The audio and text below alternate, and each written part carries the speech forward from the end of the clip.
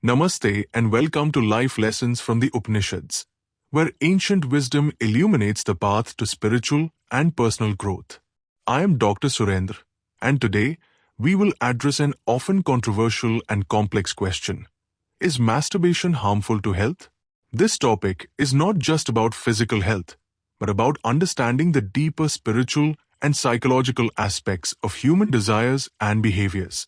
The Upanishads, with their timeless wisdom, provide a profound understanding of the mind, body, and soul, guiding us in managing our desires in a balanced and harmonious way.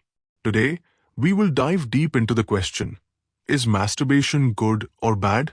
And how can we align our lives with the teachings of the Upanishads to lead a more fulfilling existence? Part 1. The nature of desire in the Upanishads.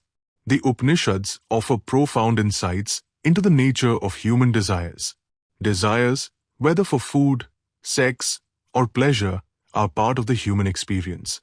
The Katha Upanishad teaches us that the mind, like a chariot, is driven by desires, and the charioteer, our intellect, must keep the horses, our senses, in check. But what happens when these desires go unchecked? When desires control us instead of us controlling them? Human beings are driven by raga, attachment, and dvesha, aversion, and these tendencies are deeply rooted in our subconscious. The Upanishads guide us to transcend these attachments to attain a higher state of consciousness. Sexual desire, or the drive for physical pleasure, is just one of these impulses. The problem arises when the desire for pleasure overtakes reason and becomes an addiction. The Chandogya Upanishad tells us, the self is that which experiences all desires, but is not attached to any. This means that while desires arise naturally, it is essential to detach from them, understanding that our true nature is beyond these physical impulses. Part 2. Masturbation, a temporary solution or a path to addiction. Masturbation, like other forms of pleasure, offers temporary relief from sexual tension. On the surface, it seems harmless. It's a way to relieve sexual urges and manage stress. Medical science confirms that it releases endorphins, the happy hormones, which can help reduce stress and bring momentary peace. However, just as the Upanishads advise, anything in excess leads to destruction. The same principle applies here. The issue arises when this act becomes habitual, turning into an addiction. As the individual becomes more dependent on masturbation to relieve stress or sexual tension, the frequency increases, leading to physical, emotional, and psychological consequences. Excessive masturbation, just like any addiction, robs an individual of their vital energy. In Ayurveda, it is said that 1 drop of semen is equal to 40 drops of bone marrow, highlighting the energy and vitality that is expended during this act. Over time, excessive indulgence can lead to nutrient deficiencies, weakened immune systems, and even premature aging as the body loses precious resources. I remember a young man who came to me feeling frustrated and hopeless. He had been indulging in masturbation every night for years. This dependency had become so strong that he couldn't sleep without it. Eventually, he found himself unable to perform sexually even after marriage, leading to erectile dysfunction and marital problems. His life was deeply affected, physically, emotionally, and psychologically. This dependency, which started as a means of stress relief, turned into a destructive force in his life. This is the danger of excessive indulgence in any pleasure, including masturbation. Part 3. Understanding the root cause, the role of energy.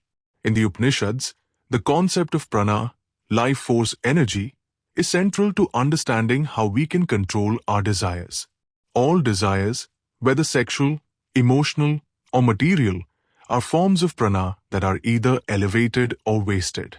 Excessive indulgence in any desire causes the energy to deplete, leaving us exhausted and disconnected from our higher selves. When sexual energy is not managed properly, it leads to a drain on physical, emotional, and mental vitality. The Upanishads suggest that sexual energy should be transformed into spiritual energy. In the words of Brihadaranyaka Upanishad, the mind is the source of all actions, and the mind must be disciplined. Through practices like yoga, meditation, and breathwork, we can elevate this energy rather than deplete it. Part 4. Finding Balance, the Wisdom of Moderation. The Upanishads advocate for a balanced life. In Sattva, purity, Rajas, activity, and Tamas, inertia. The key lies in moderation. Masturbation, like any other activity, is not inherently harmful if done in moderation. The goal is not to suppress our natural urges, but to engage with them consciously and mindfully. The great yogis and ascetics of the past have always managed their energy through meditation, physical exercise, and self-discipline. In their practices, they learned to elevate their sexual energy to higher states of awareness and spiritual growth. Through brahmacharya, celibacy, and self-restraint, they achieved mastery over their desires. Yoga provides several tools to help control the mind and energy, such as pranayam, breathing exercises, and mudras, hand gestures, which are designed to raise energy levels and redirect them towards spiritual growth.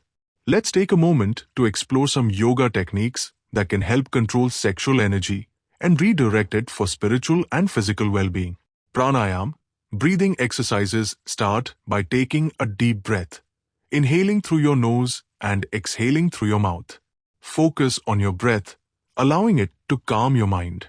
This simple technique is a great way to balance energy and reduce sexual tension.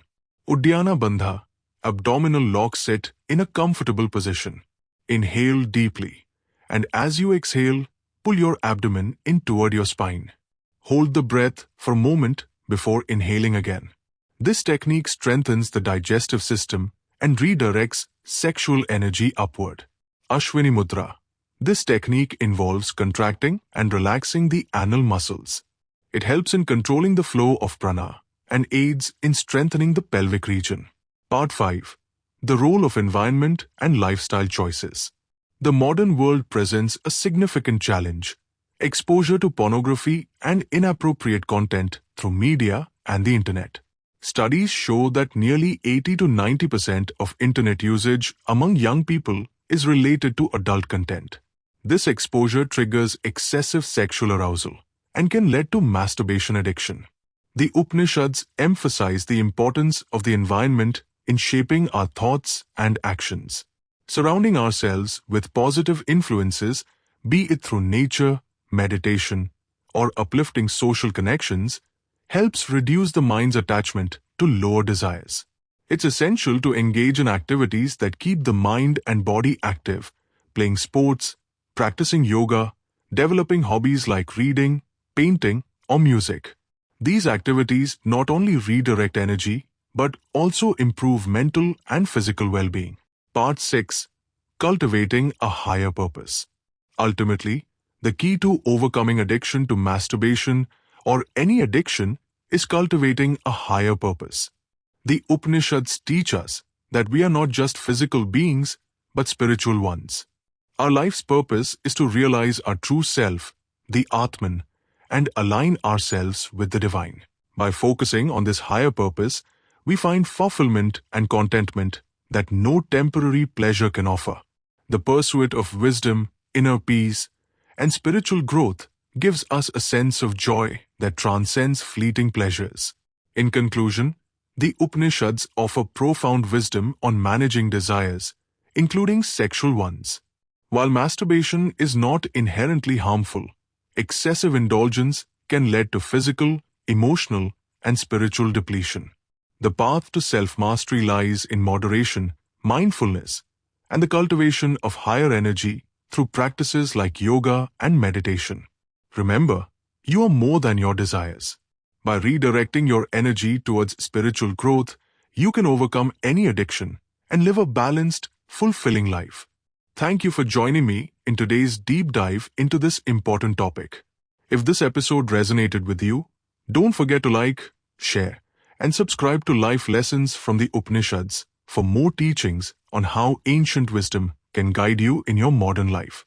Until next time, stay peaceful, Stay mindful, and remember, your true nature is beyond the body and its desires.